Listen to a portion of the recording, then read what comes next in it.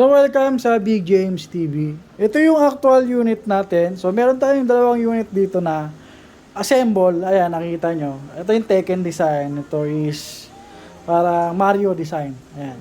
So meron silang kanya-kanyang Homino logo. Mapapansin nyo. Ayan, Homino logo. Ayan. Ito naman batang 90s. Ito Tekken design kasi. Kaya Tekken na lang nilagay natin. So kasi ang dami nagtatanong mga kabilog kung paano daw gamitin itong arcade na to.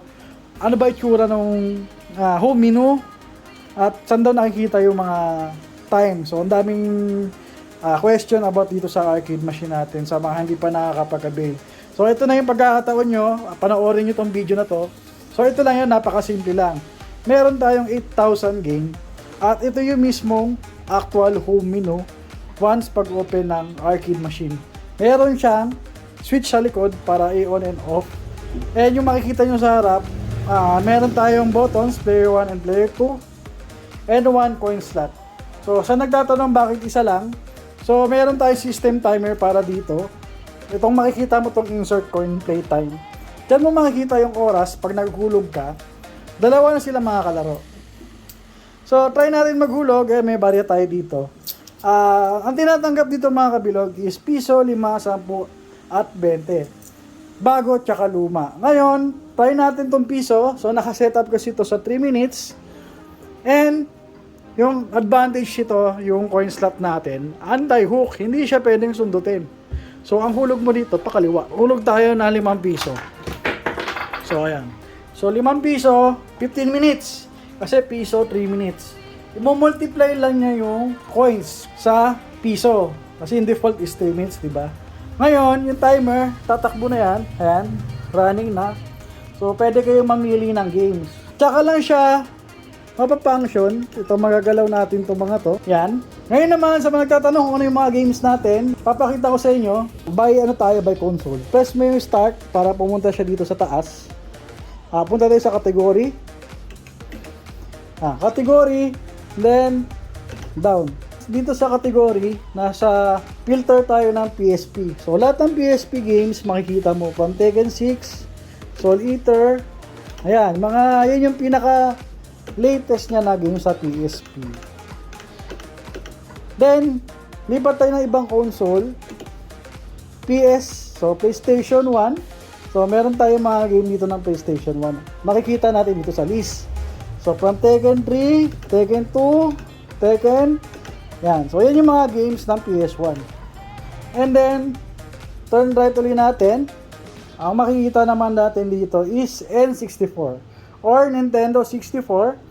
Yan yung mga games. So, ang advantage kasi nito mga kabilog, itong arcade machine natin, merong iba-ibang console category. So, kung naglalaro ka ng N64, maraming magandang games dito sa N64. Tapos, turn right po ulit. Mapupunta tayo sa family computer. Ito mga kabilog, kung naabutan nyo itong family computer, syempre, nahanapin nyo dito. Battle City, Mario, Contra. So maraming variant dyan mga kabilog. Mayroong American, mayroong Japanese. Kung bakit magtataka kayo, may Chinese version kasi meron siyang duplicate pero ibang version. Japanese, English, ganun yung mga edition niya. So turn right uli natin. Ayun. SFC, Super Family Computer naman. So, kung familiar kayo sa mga console na nakikita nyo ngayon, yan yung laman ng mismong arcade machine natin. So, sa dami ng games. Turn right ulit. Yan. Game Boy Advance. So naghahanap ng Game Boy Advance na games. Meron din to, hindi nawawala yan. So, ang dami. So, ibig sabihin ng one page, equivalent ng 10 lists. So, pag binaba mo yan, napunta na siya sa 2. So, nasa page 2 na siya. Next ulit tayo. Game Boy Color. Ayan. So naghahanap ng Game Boy Color game. Makikita niyo yung image kung ano yung itsura. Tapos, to right, Mega Drive. Ayan. So, naghahanap ng Mega Drive. Meron din tayong console na Mega Drive dito. So, yung mga familiar sa laro ng Mega Drive, meron tayo. Sunod, PC Engine. Ayan, PC Engine. So, naghahanap ng PC Engine. Nandito lahat ng list ng PC Engine. Next, Dreamcast. So, sa Dreamcast naman, ito lang yung kaya niyang laro. dito sa arcade machine natin. Medyo dito sa itong Marvel vs. Capcom 2, iba lang yung pangalan. Iba lang yung pangalan. At medyo may konting glitch yung ano niya. Pero working yung game na yan. Sunod, Final Burn Alpha yan. So ito talaga yung mga old games na hinahanap nyo na per game over, per lives yan. Nandiyan lahat, yung mga Metal Slug, Bomberman. Marami yan. So 172 page.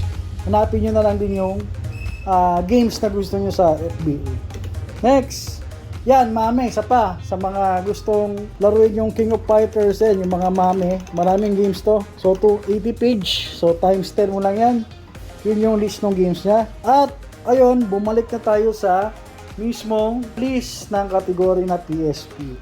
So, ilan nga ba sila? Bilangin natin 1, 2, 3, 4, 5, 6, 7, 8, 9, 10, 11, 12. So meron siyang 12 console or naka-emulate lahat yung mga yon. 12 emulation na game na nandito sa isang arcade machine natin. So hindi nyo pagsasawaan kasi maraming laro to. So depende na lang doon siguro sa mga naglalaro talaga is kung hindi sila hype dito sa mga lumang games, hindi talaga sila mag-enjoy. At ngayon naman mga kabilog, meron tayong 4 na menu sa taas. So itong all, pag pumunta kayo dito sa taas, press nyo lang yung start para mapunta dito sa taas. Ang unang pupuntahan niya yung search. Pag press mo kasi to, search talaga siya pupunta. Pag turn on right mo siya, example, mag-search tayo ng gusto nyo laro kasi wala dun sa list, medyo mahaba. Type nyo Metal Slug.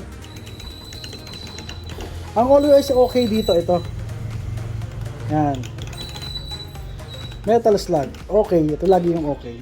Sa pinakaunang button. Babalik tayo dito, press nyo lang yung start, tapos down. Ayan. Metal Slug. Metal Slug 1, try natin. Tapos, press natin yung A. Hintayin nyo lang yung game mag-load. So, ayan. 2 player na ito mga kabilog. Hindi to per lives kasi naka-timer tayo. So, sa dami ng games kasi, hindi na natin pwedeng per lives. Iba-iba kasi yung mga console na naka-install dito sa mismong arcade machine natin. Kaya, timer na yung mismong pagbabasihan natin. So, bakit walang timer? Gusto nyo makita yung timer? Pindutin nyo lang itong start. Makikita nyo lumalabas sa taas. 8 minutes. So, dyan nyo makita kung mauubos na yung oras nyo. Then, press natin yung player 2 para makita natin. Ayan. Player 1 and player 2. So, kahit mamatay kayo dito mga kabilog, press start nyo lang ulit para lumabas yung player. Hanggat hindi na uubos yung oras. Ngayon naman, pag-exit ng game, hold mo itong start.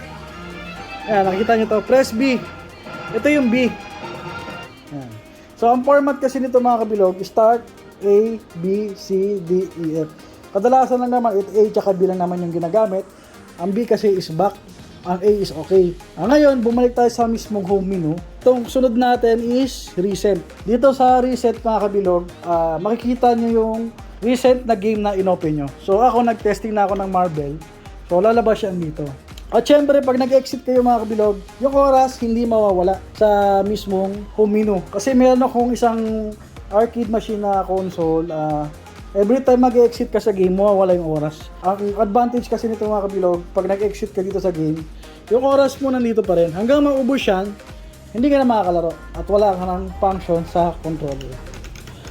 Then, pag bumalik tayo dito sa category, yung kanina, ayan, ito yung makikita nyo ulit. Tapos sa all, ayan. Then dito naman sa all, nandito lahat ng games. Meron tayong 800 page. So times 10 is 8,000 games. So ganun lang siya gamitin mga kabilog. Napakasimple, napakadali. Friendly user siya. So kung gusto mo ulit magdagdag ng time, hulog lang ulit tayo. Try natin. So, piso nadagdagan. From 6 minutes, naging 9 minutes na. So ganun lang siya. Ito pa, try pa natin isa. 5 minutes naman, another 15 minutes. So, ayan, nadagdagan ulit na 15 minutes from 9 minutes kanina. So, ayun lang, ito yung actual design na assemble natin for today sa mga nag-avail. Ito yung dalawa. So, may mga sunod pa tayo na unit na i-assemble. So, ganito yung mga design natin. Compact design, hindi siya ganun kataasan. 4 feet yung taas nito at slim design, hindi siya ganun kalaki. Kasyang-kasya to sa mga sasakyan mo. Sa design naman mga kabilog, pwede kayong mamili doon sa FB page ko. Marami tayong transaction doon. Nakapost lahat, halos everyday meron akong mga believer. Marami tayong design doon, meron tayong Super Mario. Ito tulad ng Tekken, makikita nyo. Iba-iba klaseng Tekken design, iba-iba klaseng Super Mario design. Or kung makapag-provide kayo ng layout, bibigyan ko kayo ng layout ng size ng mga sides nito, itong mga to, para makapag-layout kayo ng gusto nyong arcade machine.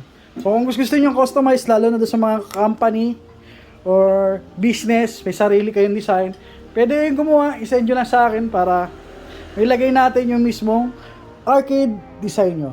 Alright? Sa design mga kabilog, na-explain ko na rin ito before sa YouTube ko. Aluminum edging tong nakabalot sa edging natin. Ayan. Tapos meron tayong acrylic. So hindi aabot sa TV yan. Kaya tuktukin nyo yan. Hindi tayo gumamit ng salamin kasi basagin. Kasi meron tayong pinapadala sa Visayas tsaka Mindanao.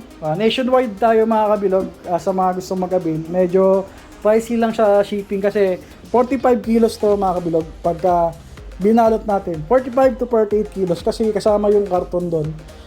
Solid kasi yung karton na ginagamit natin doon. Tapos ganito yung ginagamit natin controller. O yung buttons. Mas matibay kasi to kaysa doon sa isa. Matagal masira. Then yung coin slot natin, yung sinasabi ko anti-hook, hindi siya basta-basta masusundot. At meron na siya kasamang RGB lights. By the way mga kabilog, itong header natin, pwede natin lagyan ng ilaw. Sa gustong mayroong RGB lights, sa gusto mag-avail na may ilaw, additional lang tayo para dun sa lights. Kasi mura ko lang naman to binibenta. Sabi nga nila mura daw ng mga nag-avail compared sa ibang builder. Alright mga kabilog. At shoutout dito sa nag-avail ng arcade na to, batang 90s. At dito sa isa, Tekken Design. At kung interested ka naman at gusto mo mag-avail, message na ako sa Gigabit Tech or sa mismong Facebook ko, James Agueto. Okay?